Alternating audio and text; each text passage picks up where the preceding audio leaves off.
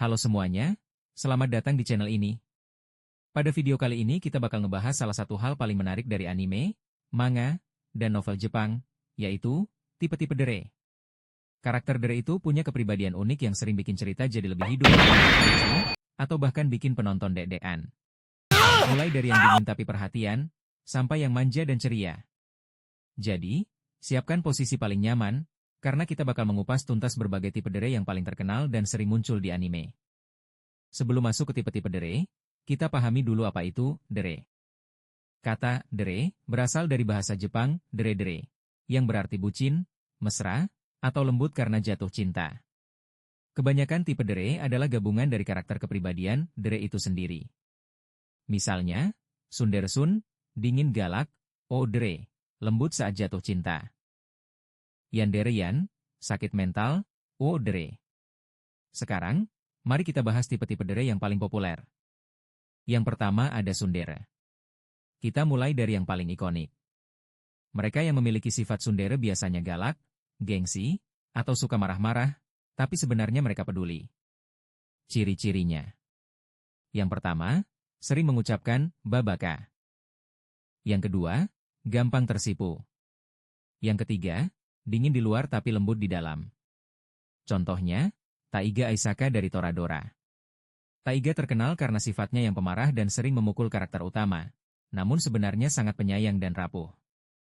Rin Tosaka dari seri Fate. Rin awalnya tampak dingin dan kompetitif, tapi Rin perlahan menunjukkan sisi lembutnya, terutama kepada Emiya Shirou.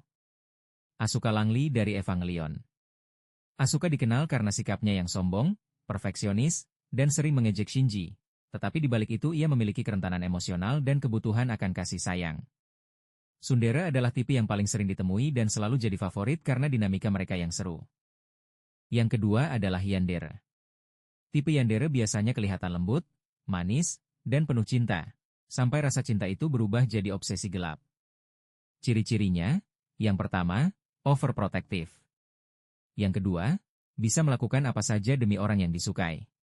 Yang ketiga, kadang ekstrim sampai berujung kekerasan.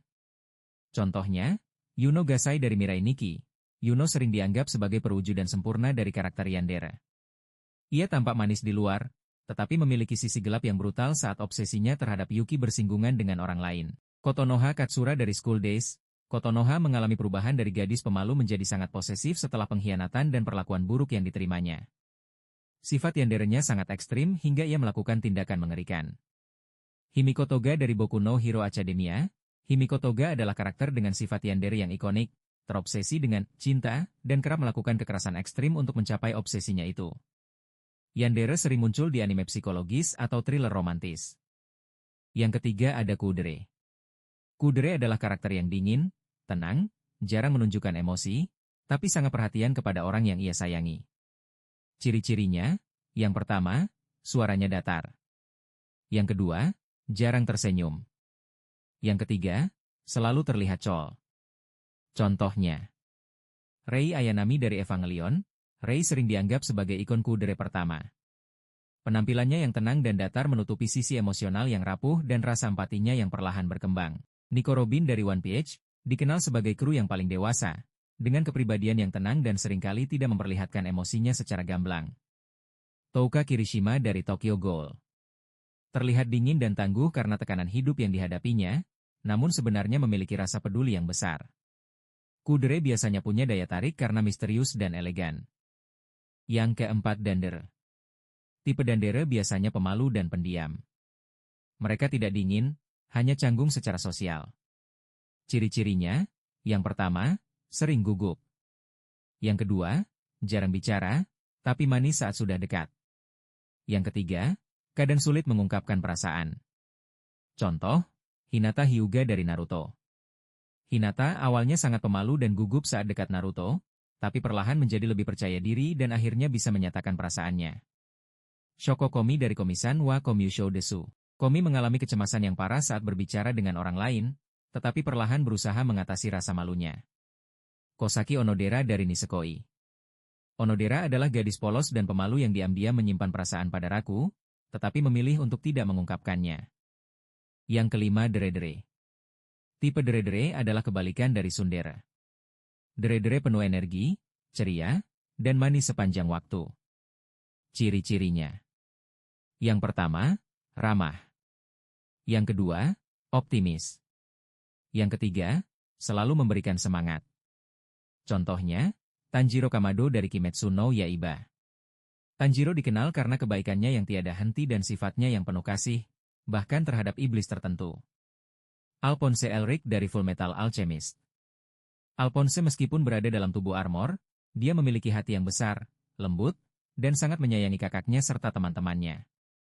Monkey D. Luffy dari One Piece. Meskipun Luffy lebih dikenal karena sifatnya yang santai dan fokus pada petualangan, ia sangat ekspresif dan menunjukkan kasih sayang yang mendalam kepada kru dan teman-temannya tanpa ragu. Yang keenam, Himedera. Himedera adalah karakter yang ingin diperlakukan seperti seorang putri. Ciri-cirinya. Yang pertama, gengsi tinggi.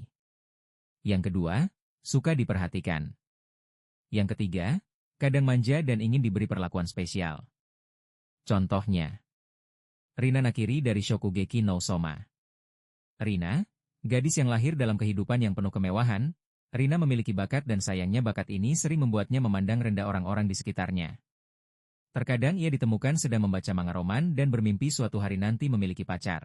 Bahkan dikatakan alasan ia menjadi begitu gugup di dekat Soma adalah karena potensi ketertarikan. Mio Aoyama dari Kaminomi Zoshiru Sekai.